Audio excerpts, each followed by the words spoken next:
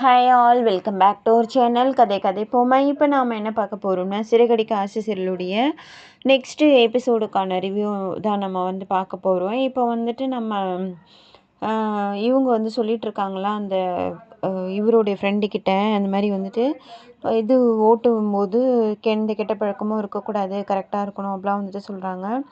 என்னடா சிஸ்டர் ரொம்ப இது போல் இருக்கே, ஸ்ட்ரிக்ட்டு போல் இருக்கே அப்படின்னு முத்துவோட ஃப்ரெண்டு முத்துக்கிட்ட சொல்கிறாரு. ஏய், காருக்கே ஓனர் அவதான்டா, அவள் தான் இந்த மாதிரிலாம் ரூல்ஸ் போடுறா, நீ பார்த்துக்கோடா அப்படின்னு முத்து அவர்கிட்ட கிசு கிசுன்னு சொல்கிறாரு.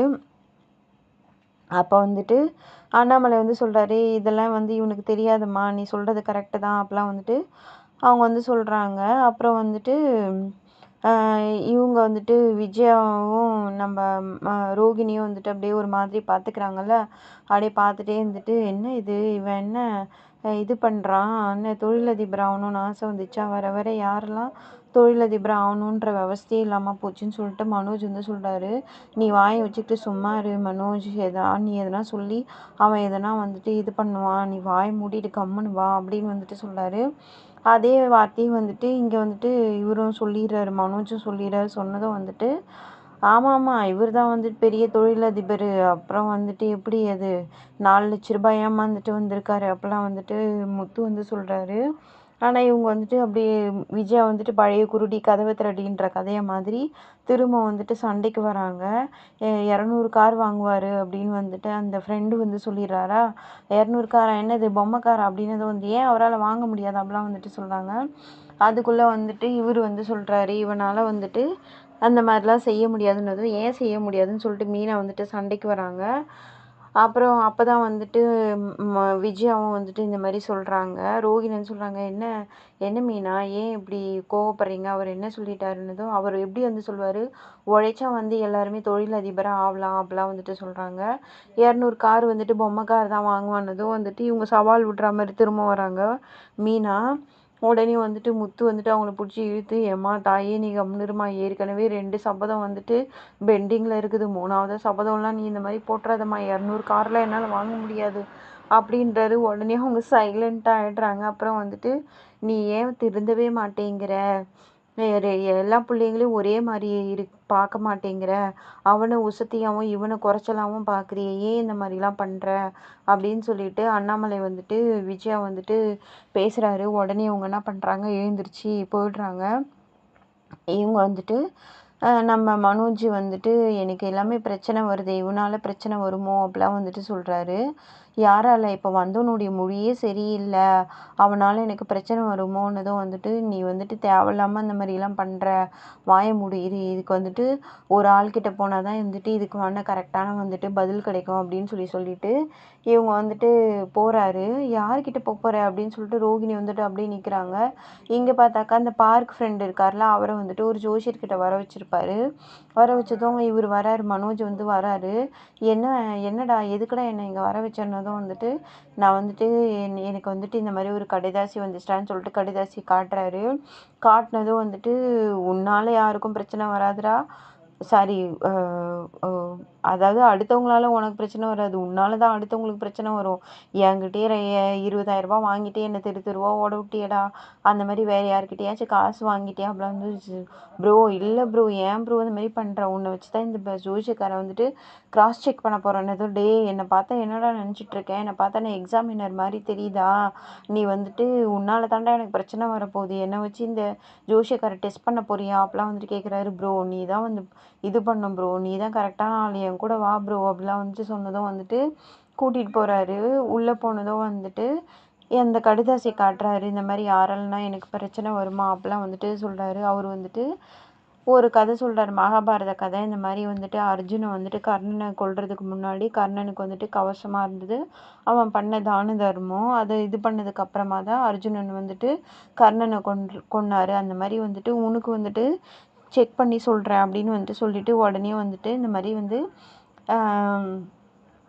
கலர் தான் உன்னை காப்பாற்றோன்னதும், என்ன சார் நீங்கள் இப்படி சொல்கிறீங்க, நான் உங்களை பற்றி ரொம்ப இதுவாக கேள்விப்பட்டேன், பரிகாரம் சொல்வீங்க, பூஜை சொல்வீங்க அப்படின்னு சொல்லிட்டு நீங்கள் என்ன இப்படி சொல்கிறீங்கன்னதும் உனக்கு கவசமாக இருக்க போகிறது கலர் சட்டை தான், திங்கக்கிழமை வந்துட்டு வெள்ளை கலர் சட்டை, செவ்வாய்க்கிழமை வந்து ஏதோ சொல்கிறாரு, ஒரு 7 நாளைக்கு 7 சாமியோட கலர் சொல்லுவாங்கள்ல. செவ்வாய்க்கிழமை சிவப்பு கலரு, புதன்கிழமை பச்சை கலரு, வியாழக்கிழமை வந்துட்டு மஞ்சள் கலரு, வந்துட்டு வெள்ளிக்கிழமை வந்துட்டு ஏதோ கலர் சொல்கிறாரு, சனிக்கிழமை கருப்பு கலர் சொல்கிறாரு.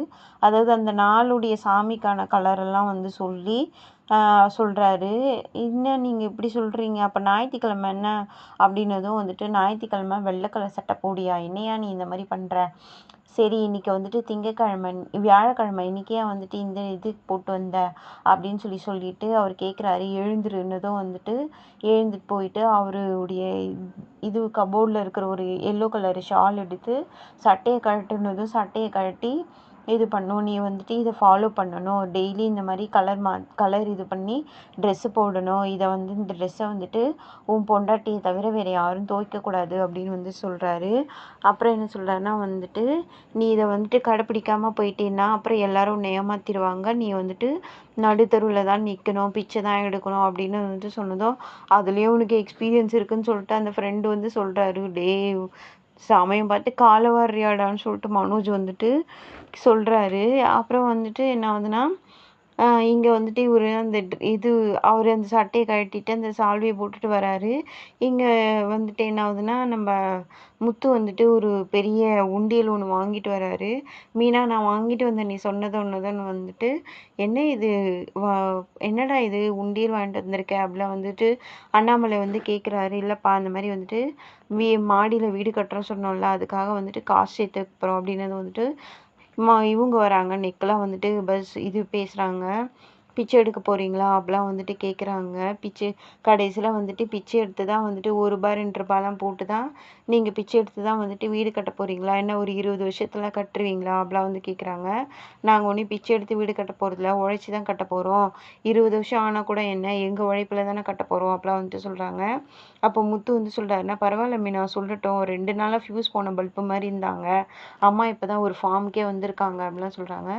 பரவாயில்லப்பா, நான் வந்து ஃப்யூஸ் பண்ண பல்பாகவே இருக்கிறேன், ஆனால் நீ வந்துட்டு பிச்சை எடுக்கிற நிலைமைக்கு போயிடாதீங்க 2 பேரும் அப்படின்னு வந்து சொல்லிகிட்டே இருக்காங்க. அப்புறம் வந்துட்டு என்ன ஆகுதுன்னா வந்துட்டு, இந்த மாதிரி கோயிலாக போய் பிச்சைலாம் எடுக்கணும் வந்து அம்மா அப்படின்னு ஒரு குரல் கேட்குது. அம்மான்னு ஒரு குரல் கேட்டதுமே வந்துட்டு நம்ம மனோஜ் வந்துட்டு அந்த சால்வையோடு நிற்கிறார். பார்த்தீங்களா, அம்மா சொன்னது கரெக்டாகிடுச்சு பாரு, அவங்க பாருங்க அவங்க வந்து நிற்கிறான் பாருங்க அப்படின்னது வந்துட்டு, டே மனோஜ் ஏன்டா இப்படி அடிக்கடி தினிசா அந்த மாதிரி ஒரு பிரச்சனை கொண்டு இப்போ என்னடா ஆச்சு உனக்கு, ஏன்டா இந்த மாதிரி பண்ணிகிட்டு இருக்க அப்படின்னு வந்துட்டு கேட்குறாங்க. இல்லைப்பா நான் அந்த மாதிரி வந்துட்டு இது வந்து பரிகாரம், எனக்கு பிரச்சனை வரும்னு அந்த இது வந்துச்சுல, அதனால் வந்துட்டு நான் வந்துட்டு டெய்லி இந்த மாதிரி ட்ரெஸ்ஸு போட போகிறேன் அப்படிலாம் வந்துட்டு அவர் வந்து சொல்கிறாரு. டே ஏன்டா இந்த மாதிரிலாம் பண்ணுற, இந்த சால்வையை வந்து பிடுங்குறாங்க விஜயா, ஆனால் அவர் விட மாட்டேங்கிறாரு. அந்த சால்வை இந்த இது கையில் வந்துட்டு சட்டையை வச்சுக்கிட்டு ஏன்டா அந்த மாதிரிலாம் பண்ணுற, விடுமா இது என்னோட பர்சனல், நீ வந்துட்டு இப்படிலாம் தலையிடாத, நீ ரொம்ப இதெல்லாம் பண்ணாத அப்படின்னு சொல்லிட்டு அவர் பாட்டுக்கு என்ன பண்ணுறாரு, கடகடன்னு சாமி ரூமுக்கு போயிட்டு எல்லா சாமியும் சுற்றி கும்பிட்றாரு. கும்பிட்டதும் வந்துட்டு என்னதான் ஆச்சுன்னு தெரியலையே அப்படின்னு வந்துட்டு சொல்கிறாங்க. அப்புறம் என்ன பண்ணுறாரு, அவர் பாட்டுக்கு ரூமுக்கு போய்ட்றாரு.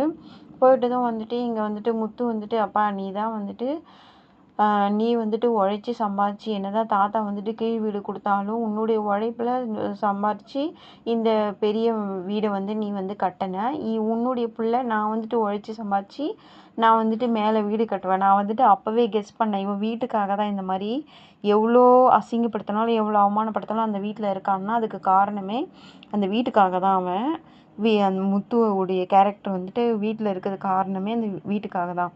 நான் வந்துட்டு மேலே வீடு கட்டுவேன் அப்படின்னு வந்துட்டு சொல்கிறான். ஏன்னா ஒருத்தர் வந்துட்டு சாதாரணமாலாம் சைலண்ட்டாலாம் இருக்க மாட்டாங்க. அவங்க 2 பேருமே பயங்கரமான கேடிங்க. யார், முத்துவும் மீனாவும். மற்றவங்களாம் ஒரு தினுசுனா இதுங்க ஒரு தினுசு.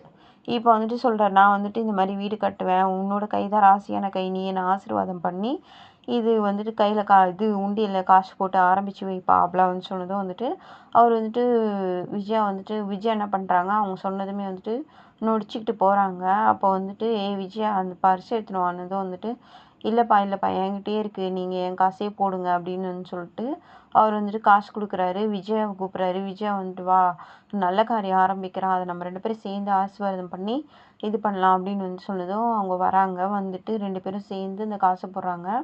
அப்போ ரோகிணி வராங்க. என்ன என்ன இது, அந்த இது உண்டியல்லாம் வச்சுருக்கீங்கன்னதும் வந்துட்டு அவங்களாம்மா பிச்சை எடுக்க போகிறாங்கம்மா அப்படின்னதும் வந்துட்டு நாங்கள் ஒன்றும் பிச்சை எடுக்க போகல, பிச்சைக்கார குளத்தில் ஒருத்தன் வந்திருக்கான் பாரு அப்படின்னு சொன்னதும் மீனா என்ன மீனா இந்த மாதிரிலாம் உங்கள் வீட்டுக்காரர் சொல்கிறாரு, தேவையில்லாமல் பேசுகிறாரு அப்படிலாம் வந்துட்டு ரோஹிணி கேட்குறாங்க.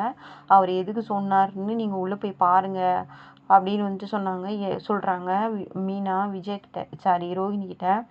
என்னாச்சு அப்படின்னு சொல்லிட்டு போய் இது பார்த்தாக்கா இவர் அப்படியே வந்துட்டு இது என்னது கண்ணை மூடிக்கின்னு அந்த துணியை போத்திக்கின்னு ஒரு பாட்டுக்கு உட்காந்துருக்காரு. என்ன மனோஜ், ஏன் மனோஜ் இந்த மாதிரி ஆன, என்னாச்சு உனக்கு அப்படிலாம் சொல்லி கேட்குறாங்க. நீ என்னை எதுவும் கேட்காத, டெய்லியும் வந்துட்டு நான் இந்த மாதிரி கலராக தான் போடுவேன், நீ தான் அந்த துணியை துவைக்கணும், நான் இந்த மாதிரி சாமியாரை போய் பார்த்தேன் அப்படிலாம் சொன்னோம். உனக்கு யாராலையும் பிரச்சனை வராது மனோஜ், நீயே தான் பிரச்சனையை ஆரம்பிச்சுக்கிற. முத்து வந்துட்டு சாதாரணமாக தான் ஒரு எலுமிச்சம்பழம் எடுத்துன்னு வந்து வச்சான், நீயே போய் மாட்டிக்கின்னு வாங்கின. ஏன் இந்த மாதிரிலாம் பண்ணுற, உனக்கு எதுவும் பிரச்சனை வராது, நீ புத்தியை கொஞ்சம் யூஸ் பண்ண மாட்டேன், இவ்வளோ டிகிரி படிச்சிருக்க, ஏன் இந்த மாதிரிலாம் நீ இதெல்லாமா நம்புறன்னதும் வந்துட்டு அவங்களுக்கு பிரச்சனை வரும்போது தான் தெரியும் யாரால பிரச்சனை வரும்னு எனக்கு தெரியல, எனக்கு பயமாக இருக்குது, நான் இந்த மாதிரி தான் இருப்பேன் அப்படிலாம் வந்து சொல்கிறாங்க. என்ன பண்ணுறதுன்னே தெரியலையே இவனை, ஏன் இந்த மாதிரிலாம் பண்ணுறான் அப்படின்னு சொல்லிட்டு யோசிச்சுட்டே இருக்காங்க. இந்த எபிசோடு இதோட முடிஞ்சுது. அடுத்த எபிசோடில் பார்க்கலாம்.